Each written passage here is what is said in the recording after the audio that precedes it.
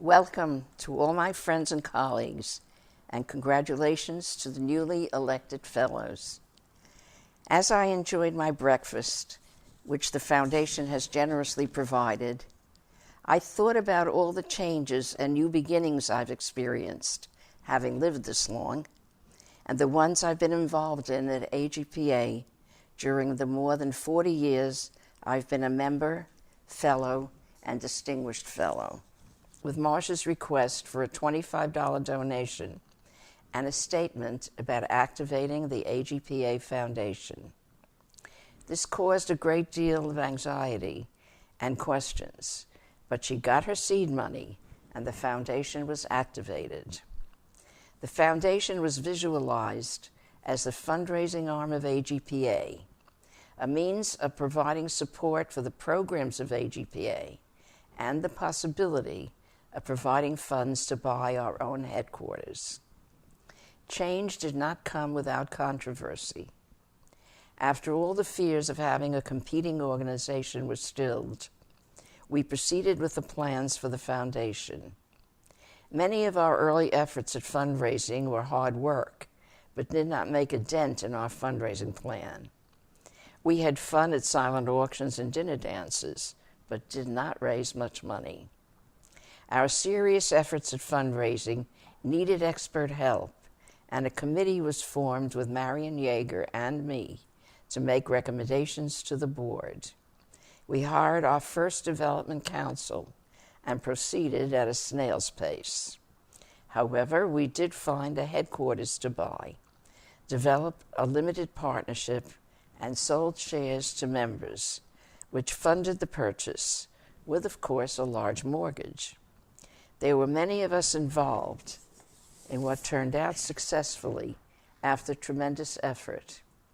In time, many of us donated our shares to the foundation, which made AGPA's burden a little easier. A journey started then, which continues today. We at AGPA developed a culture of giving, which is ongoing and has enabled the foundation to buy the condo in which the foundation and AGPA have their headquarters, pay off the mortgage for the condo, provide 150 to 200 scholarships each year to the AGPA annual meetings, provide partial funding for research, underwrite some expenses for programs presented at the annual meeting, and provide leadership training to our members. In other words, the Foundation's mission was to help support AGPA wherever and whenever possible.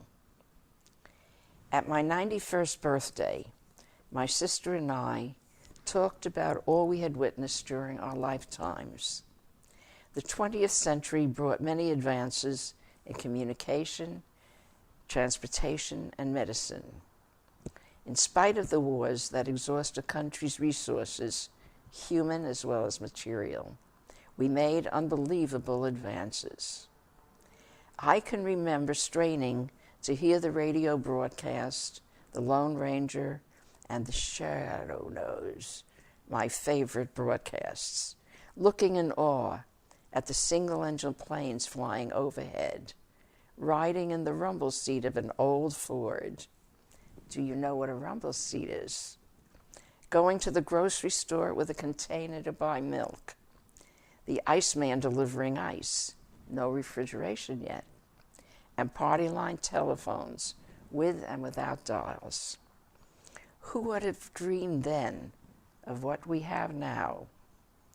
Are you old enough to remember the first TV sets, the first car telephones, the first computers, the first prop jets, and then jet planes, the Concorde, and of course, the sleek new automobiles with automatic transmission, automatic starters, and now hybrids, soon driverless cars. With all these monumental changes, I began to think which ones have impacted us as clinicians. The first I became aware of how our professional world was changing was when we were shown how Skype had been used to help the Chinese professionals deal with the death and destruction of the horrendous earthquake that rocked that country. Our members, Bob Klein, Jeff Kleinberg, Susan Phillips, and others whose names I do not know, used Skype to tutor the Chinese professionals on trauma therapy and later helped develop the trauma protocols, which have been used in many parts of the world as they have become needed. Skype, FaceTime, and now Google Hangout gave us a new vocabulary and new tools. How to use these tools appropriately is a major issue. In August of last year, I attended the APA annual meeting in Hawaii. I became aware again I was involved in the challenges of a new beginning. This one had a direct impact on how our therapeutic services are provided. 3 of the 4 ethics seminars I attended spent most of the sessions describing what was happening across the country and possibly in other parts of the world, where Skype and FaceTime were being used to permit therapists to continue to provide services to their patients who had moved to other states. Skype and FaceTime and other developments in technology have opened the door to the reality of therapy is not conducted face-to-face in person without the restriction of territorial boundaries. A new vocabulary has arisen: telepsychology, telepsychiatry, interjurisdictional practice. Suddenly, a host of ethical considerations has arisen and are of ongoing concern. Among them, and of foremost concern to psychology licensing boards, focuses on where the therapist is licensed. Who has jurisdiction when and if malpractice becomes an issue or a crisis develops? To who does the therapist pay state taxes? Of equal importance, will future research reveal whether telepsychology is more or less effective than providing face-to-face services? Several sources are currently available to assist the professional in navigating the changing landscape of requirements. Dr. Kenneth Drude has published a list of states that have already adapted statutes and rules to include telecommunication, telehealth, telepsychology, whatever nomenclature the individual state wishes to use. Dr. Kenneth Pope has published an article entitled Telepsychology, Telehealth, and Internet-Based Therapy. His introductory paragraph states, I gathered the following resources to help therapists, counselors, and other clinicians to keep abreast of the rapidly evolving professional guidelines, research, treatments, innovations, and practices in the areas of telepsychology, telehealth, internet-based therapy.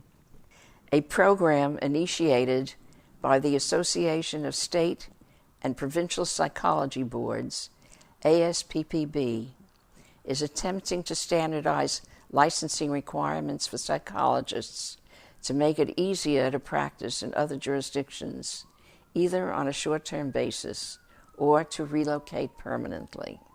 The Psychology Licensure Universal System Plus is an online system that allows a psychologist in a participating jurisdiction to apply for licensure, certification, or registration after first contacting the local licensing board through ASPPB and to have their licensure-related information verified, stored, and then recognized in all participating jurisdictions.